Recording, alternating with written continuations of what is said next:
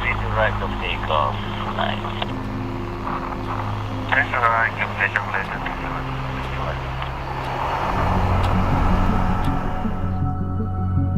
Pada tanggal 8 Maret di tahun 2014, pesawat MH370 dijadwalkan dalam rute penerbangan tengah malam dari Bandara Internasional Kuala Lumpur, Malaysia menuju Beijing, China. MH370 telah mendapat izin lepas landas dari Air Traffic Control Malaysia pada jam 12 malam lewat 41 menit. 1 jam kemudian setelah lepas landas, pesawat yang berada di ketinggian 35.000 kaki sudah mencapai Laut Cina Selatan. ATC Malaysia memberi instruksi untuk memberi sinyal udara ke ATC Ho Chi Minh, Vietnam, karena MH370 sudah mulai memasuki wilayah udara Vietnam. Ketika melakukan kontak dengan ATC Ho Chi Minh di zona udara abu-abu, Kapten Zahari Ahmad Shah selaku pilot masih memberi laporan yang jelas dan normal. Meski ada juga kejanggalan kecil dari laporannya yang tidak mengulang kode frekuensi yang disebutkan oleh ATC Ho Chi Minh. Malaysian 370, contact Ho Chi Minh 120.9. Good night. Good night, Malaysian 370. Hanya berjarak 1 menit 43 detik dari laporan tersebut, MH370 tiba-tiba lenyap dari layar radar. Tidak ada panggilan Mayday, tidak ada upaya komunikasi untuk meminta bantuan. Hanya tiba-tiba lenyap begitu saja. Hilangnya radar pelacak ini menunjukkan bahwa transponder di pesawat berhenti berfungsi atau bisa jadi sistem dinonaktifkan secara manual oleh seseorang di dalam pesawat. Tidak ada yang tahu mana pemicu pastinya karena semenjak lenyap dari radar, MH370 tidak pernah ditemukan. Segera setelah MH370 disadari hilang, upaya pencarian langsung dilakukan. Di jam 2 pagi lewat 20 menit, Fuad Syaruji yang saat itu menjabat sebagai Direktur Penanganan Krisis di Malaysia Airlines bersama timnya meminta Thailand, Hong Kong, dan Vietnam untuk mencoba berkomunikasi dengan MH370. Tapi hasilnya nihil. Tidak ada respon sama sekali. Semenjak hilang dari radar juga, misi pencarian dan penyelamatan telah dilakukan sesuai dengan prosedur standar, yaitu mencari di titik pertama hilangnya dari radar antara Laut Cina Selatan dan Teluk Thailand. Di pagi hari, di jam 6:30 menit, 5 jam setelah kontak terakhir, berita tentang hilangnya MH370 telah ramai diberitakan di berbagai media. Kerabat para penumpang MH370 langsung menyerbu Bandara Internasional Beijing untuk mencari informasi dan kejelasan dari hilangnya MH370 yang saat itu belum juga tiba di bandara. Padahal estimasi pendaratannya adalah jam 6:30 pagi. Perlu diketahui, MH370 hanya punya bahan bakar yang cukup untuk 7 jam penerbangan. Jika di jam 8:30 menit pesawat itu belum juga mendarat, maka dapat dipastikan pesawat akan jatuh. Di hari pertama hilang ini, ada beberapa informasi dan kejanggalan yang muncul. Di antaranya, pertama, personel dari salah satu kilang minyak di Laut Cina Selatan mengaku melihat ledakan seolah-olah pesawat jatuh ke laut. Kedua, pesawat Angkatan Udara Vietnam melihat 2 tumpahan minyak besar di ujung selatan Vietnam. Masing-masing tumpahan itu lebarnya sekitar 9 km. Tapi, beberapa hari kemudian setelah residu minyak diuji di laboratorium, tumpahan itu ternyata berasal dari kapal laut. Ketiga, pilot Cathay Pacific melaporkan melihat puing-puing padat dan besar di lautan selama terbang dari Hong Kong ke Kuala Lumpur. Keempat, pilot penerbangan dari Kuala Lumpur ke Tokyo yang berada 30 menit di depan MH370 mengaku sempat berkontak dengan MH370 di frekuensi darurat sebelum pesawat itu menghilang. Pilot mengaku bahwa komunikasi itu terhambat karena banyak gangguan, statis, tapi dia bisa mendengar suara bergumam dari radionya.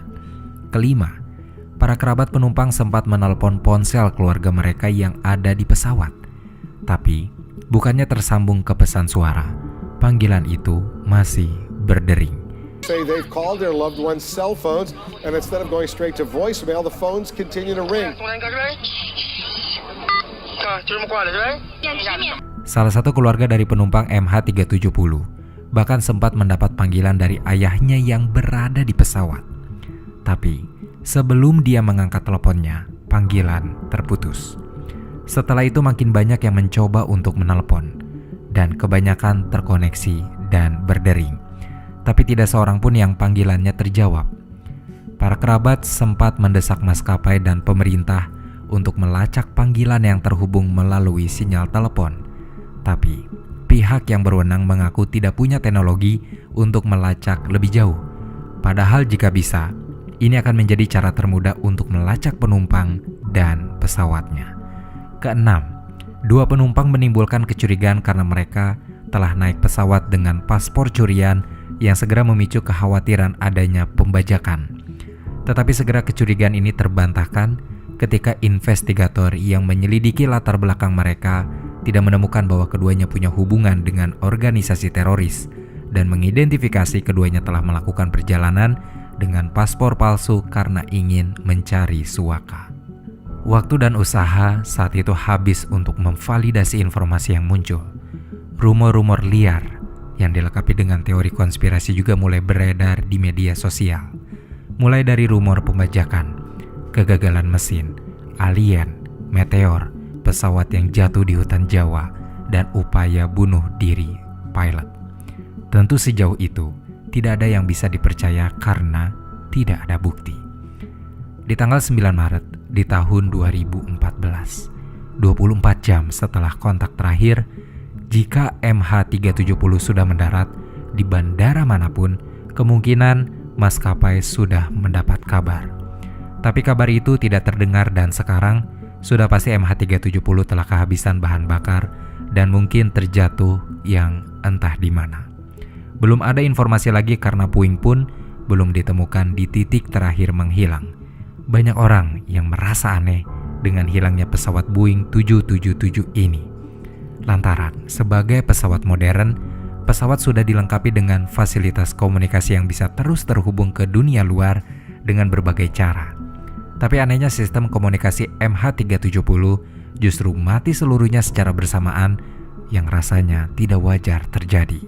Kecuali ada seseorang dengan sengaja memutus sinyal komunikasi elektronik tersebut. Di tanggal 10 Maret di tahun 2014, pihak militer Malaysia memberi informasi bahwa radar militer jarak jauhnya telah melacak sebuah pesawat dari titik terakhir MH370 menghilang. There is a possibility that this aircraft make a turn back, but we are not sure whether it is the same aircraft. Pesawat yang diduga kuat adalah MH370 itu terlihat keluar dari jalur yang seharusnya. Awalnya, pesawat terlihat berbelok halus ke kanan, lalu melakukan manuver belokan tajam dan panjang ke kiri.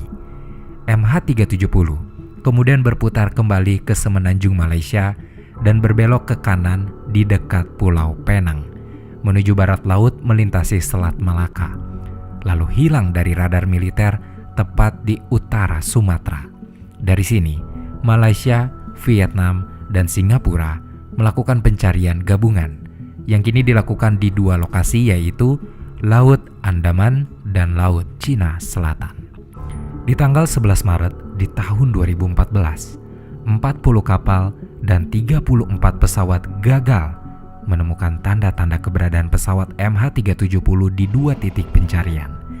Di saat yang sama, pihak keluarga korban MH370 telah mendesak Malaysia untuk segera menemukan pesawat. Threw water bottles at officials in frustration. They want some answers.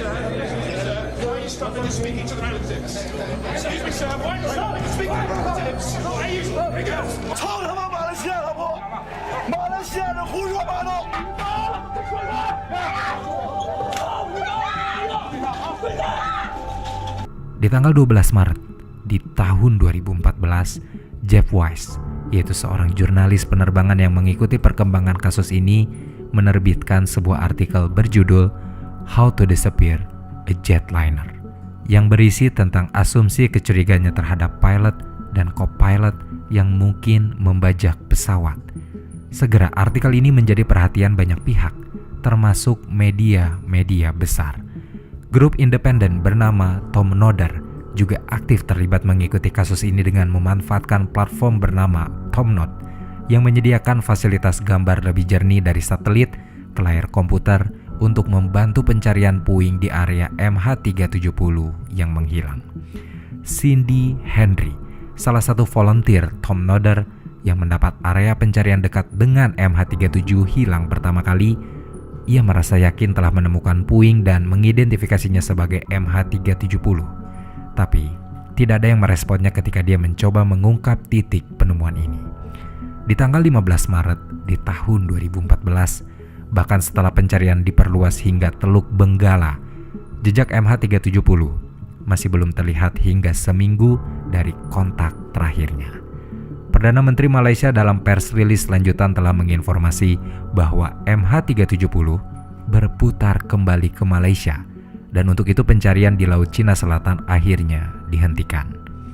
Informasi lain juga diungkapkan bahwa setelah MH370 hilang sepenuhnya dari radar militer, pesawat itu tidak jatuh dan masih terus terbang. Hal ini dibuktikan dari data rekaman sinyal yang diberikan oleh Inmarsat, yaitu sebuah lembaga bisnis yang menyediakan komunikasi satelit untuk pesawat saat mereka berada di luar jangkauan sistem radar. Menurut data Inmarsat yang mencatat secara rinci lalu lintas masuk dan keluar MH370 setiap 1 jam sekali, diketahui bahwa pesawat itu masih berfungsi sebagaimana mestinya. Sampai akhirnya setelah MH370 hilang dari radar sipil, di beberapa titik sambungan sinyal terputus-putus lalu benar-benar menghilang.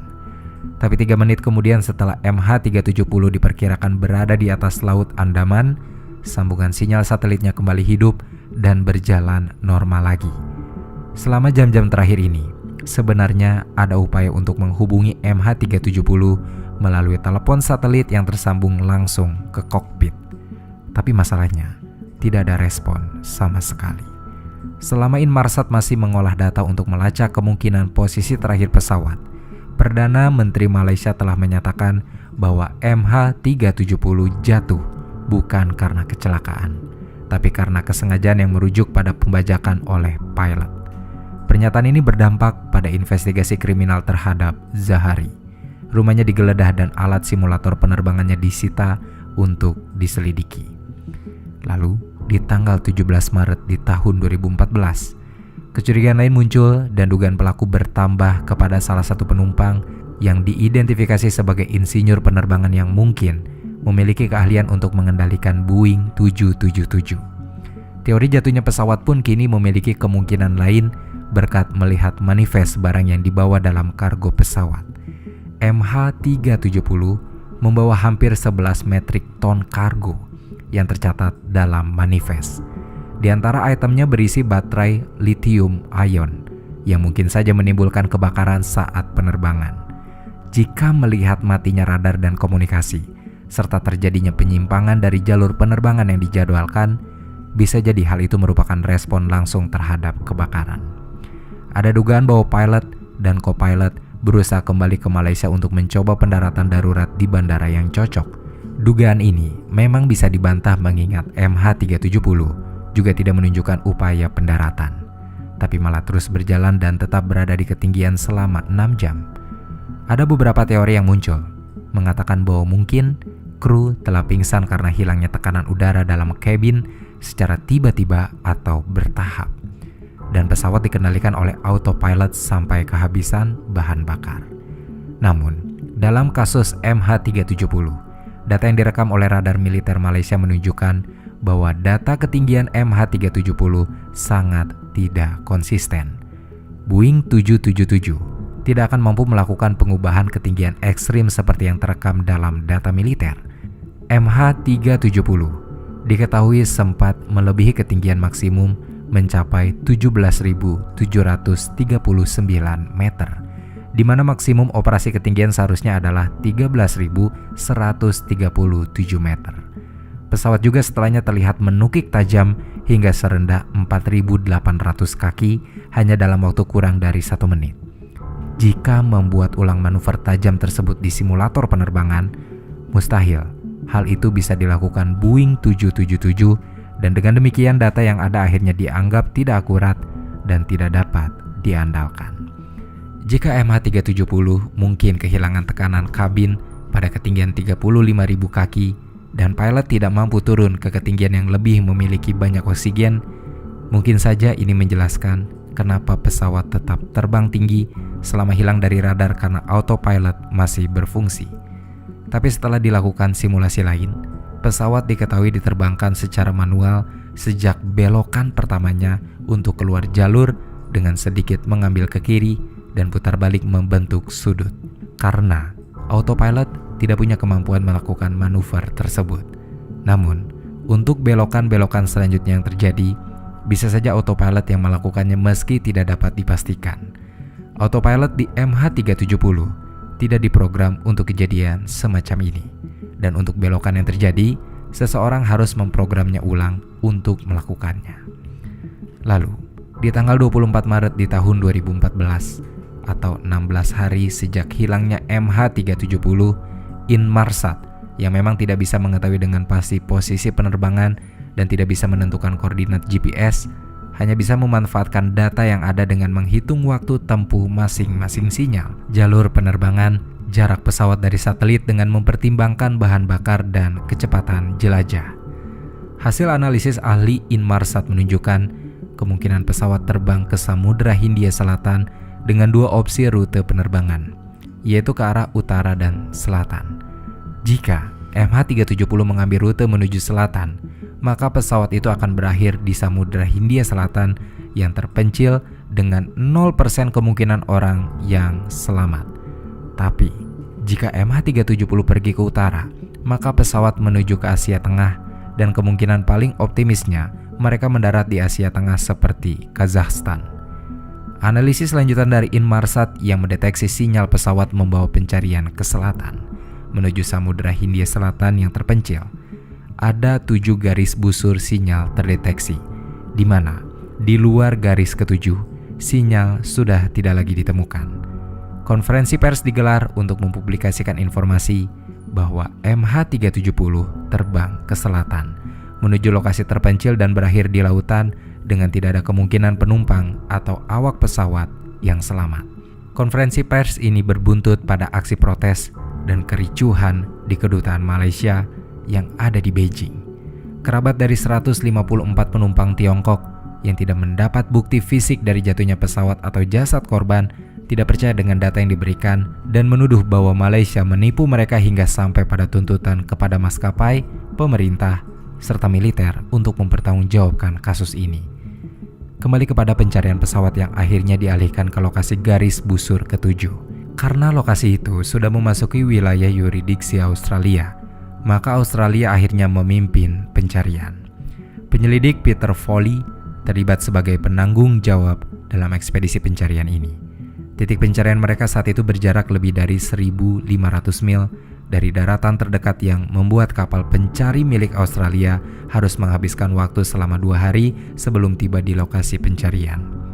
Pada ekspedisi pencarian awal kali ini, 22 pesawat dan 19 kapal dikerahkan untuk mencari puing, atau bahkan kalau memungkinkan korban selamat.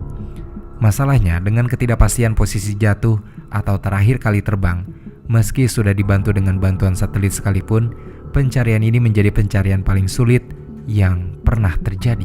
Tidak ada puing, tidak ada tumpahan minyak, atau benda-benda lainnya yang berhasil ditemukan selama 2 minggu pencarian. 27 hari berlalu setelah hilangnya pesawat.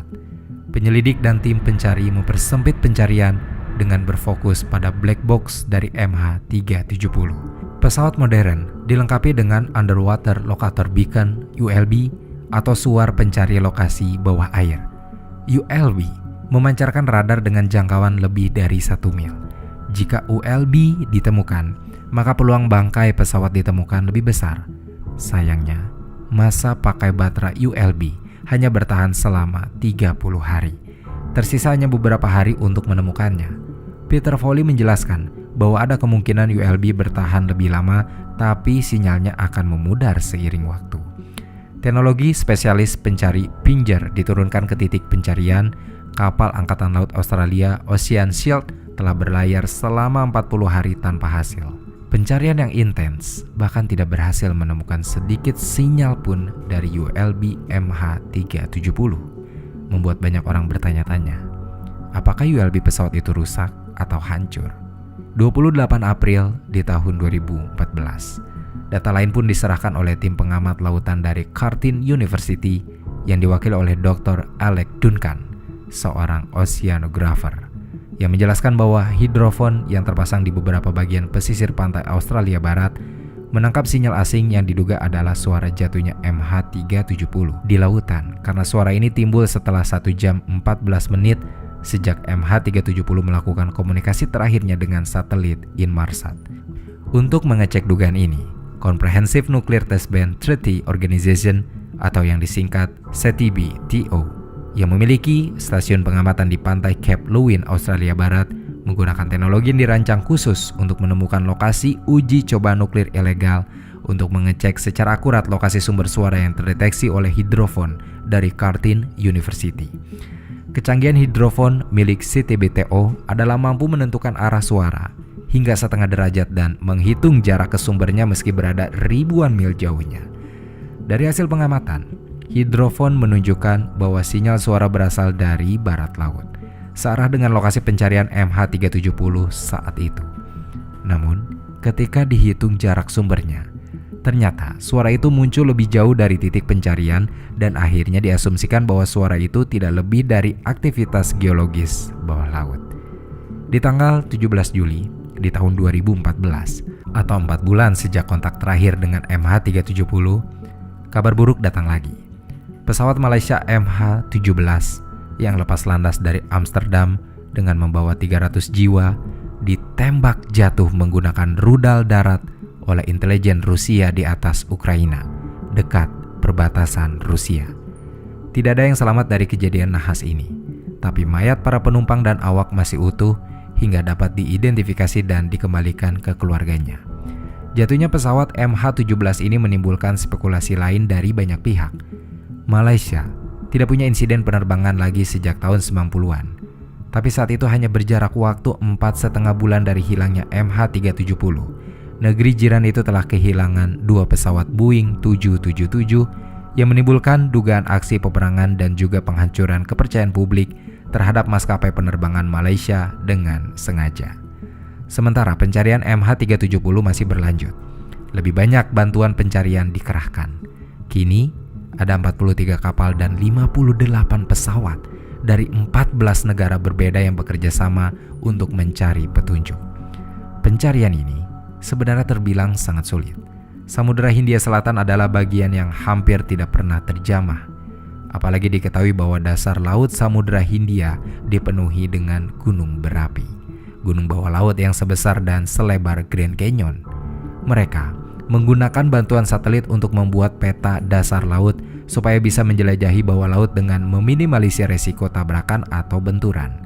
Di lain sisi, ahli yang menganalisis data dari Inmarsat menemukan fakta baru, bahwa di saat-saat terakhir MH370 mengudara, pesawat itu menukik turun dengan sangat cepat yang hampir pasti disebabkan oleh kehabisan bahan bakar. Berdasarkan data terbaru ini, Boeing pun membuat simulasi untuk mengetahui gambaran menit-menit akhir dari MH370. Gambaran hasil simulasi menunjukkan bahwa ada kemungkinan setelah bahan bakar habis, mesin kanan pesawat mati lebih dulu. Autopilot otomatis mencoba untuk mencari keseimbangan, tapi disusul mesin kedua yang mati, autopilot pun tidak berfungsi lagi dan MH370 dengan pasti terjun ke lautan dengan sangat cepat dan keras. Hantamannya cukup untuk membuat pesawat itu hancur menjadi kepingan. Fakta baru membuat pencarian dipersempit dari 463.000 mil persegi menjadi 23.000 mil persegi. Pakar penyelamatan laut dalam, yaitu Andy Sharrell, menganalisis semua data yang dikumpulkan dari bawah air. Setelah pemindaian bawah air dimulai, Andy mengidentifikasi bentuk yang bisa jadi adalah benda buatan manusia. Dari hasil pemindaian, tim menyelidiki 80 lokasi secara detail tetapi tidak menemukan jejak MH370. Di tanggal 8 Maret di tahun 2015, setahun setelah MH370 hilang kontak, acara peringatan pun digelar oleh para kerabat di Kuala Lumpur. mereka belum dapat kepastian kapan MH370 bisa ditemukan. Sementara pencarian masih belum ada kemajuan. Bekal tim pencari masih saja sama, hanya berupa data dari Inmarsat dan data kinerja penerbangan Boeing. Saat ini, berbagai teori konspirasi seperti bola liar yang bergerak ke segala arah. Beberapa teori tampak menonjol dan menjadi keyakinan tersendiri bagi sebagian orang. Mei di tahun 2015, alat pelacak menemukan beberapa bidang puing-puing di dasar lautan di lokasi pencarian.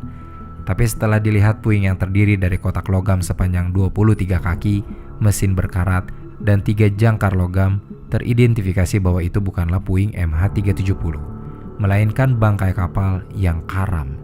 Kemungkinan kapal pengangkut batu bara karena terlihat batu bara yang berserakan di sekeliling situs puing.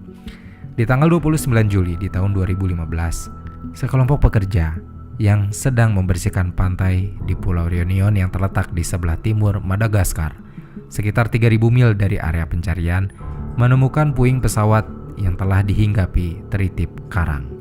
Mereka segera menelpon polisi. Pengidentifikasian lebih lanjut dengan mengecek tanda internal, tanggal, dan nomor seri. Boeing menyatakan bahwa nomor serinya cocok dan bahwa itu adalah flapron kanan dari MH370. Penemuan ini menjadi bukti fisik pertama yang menguatkan dugaan bahwa MH370 jatuh di Samudra Hindia Selatan. Pencarian puing dilakukan di sepanjang garis pantai Afrika Tenggara, di mana pencarian ini membuahkan hasil 31 item puing pesawat. Blaine Gibson adalah seorang penjelajah yang mengambil banyak peran dalam temuan ini. Blaine menemui oceanographer untuk berkonsultasi tentang arus laut dan membawa pencarian ke Mozambik. Blaine pun segera menemukan puing lainnya yang terletak 4.350 mil jauhnya dari zona pencarian utama. Dia menemukan puing berbentuk segitiga berwarna abu-abu yang bertuliskan "No Step" di atasnya. Boeing menginformasi bahwa puing itu juga berasal dari MH370. Dari 30 keping puing yang ditemukan, 15 diantaranya adalah hasil temuan Blaine. Satu diantaranya adalah pinggiran layar monitor yang ada di kursi penumpang. Puing-puing kecil itu menegaskan bahwa MH370 menghantam air dengan sangat keras. Tapi puing tidak hanya mengkonfirmasi bagaimana MH370 jatuh. Ini membuka jalur penyelidikan baru dan menarik yang dapat mempersempit area pencarian. Oceanographer, yaitu David Griffin, percaya bahwa puing pertama yang ditemukan, yaitu flapron di Pulau Reunion, mungkin adalah kunci pencarian. David pun membuat percobaan membuat flapron dari bagian pesawat lain untuk melihat bagaimana flapron itu di bawah arus lautan, dengan harapan ini akan menunjukkan dengan tepat lokasi kecelakaan. Dia pun menemukan area dengan titik koordinat 35 derajat dari busur ketujuh yang diyakini sebagai titik kecelakaan. Koordinat ini adalah area yang tidak diperiksa selama pencarian awal. Asumsi ini diperkuat dengan bukti data dari satelit Prancis yang menunjukkan bahwa 15 hari setelah MH370 menghilang, satelit menangkap gambar yang kemungkinan adalah puing buatan manusia di sekitar koordinat 35 selatan. Saat itu, lokasi tersebut tidak dianggap sebagai area prioritas tinggi hingga tidak dilakukan pencarian. Bagi penyelidik, ini adalah informasi baru yang sangat menarik. Sayangnya terlambat, karena pencarian yang kini sudah tiba di hari ke-1046 akhirnya ditangguhkan pada tanggal 17 Januari di tahun 2017. Baru setahun kemudian di Januari 2018, perusahaan penyelamat Ocean Infinity memulai misi baru yang didanai secara pribadi. Garis busur ketujuh masih menjadi fokus pencarian, tapi tim memperluas lebar zona pencarian sebelumnya dan bergerak menuju area baru yang diidentifikasi oleh David. Andy Sharrell, Direktur Pengoperasian Wilayah Maritim, ikut serta dengan mengarahkan 8 kendaraan bawah air otonom atau AUV. Satu kapal itu akan menjelajah mengarahkan 8 kendaraan bawah air otonom atau AUV. Satu kapal itu akan menjelajah sekitar 30 hari di lokasi, dan selama 30 hari itu mencakup sekitar 3.500 km persegi. Dengan menggunakan 8 AUV secara bersamaan, tim pencarian bisa menyelesaikannya dalam waktu sekitar 3 hingga 4 hari. Ini adalah pertaruhan tingkat tinggi. Jika mereka tidak menemukan apapun, mereka tidak akan dibayar. Ocean Infinity mencari area prioritas baru di 35 selatan dalam 5 bulan. Mereka mencakup area yang ukurannya hampir sama dengan pencarian dasar laut yang asli. sayangnya mereka tidak menemukan jejak MH370. Dua upaya pencarian pun telah mencakup hampir 92.000 mil persegi dasar laut. Lalu pada bulan Mei di tahun 2018, pemerintah Malaysia mengumumkan bahwa mereka tidak akan mendukung pencarian baru.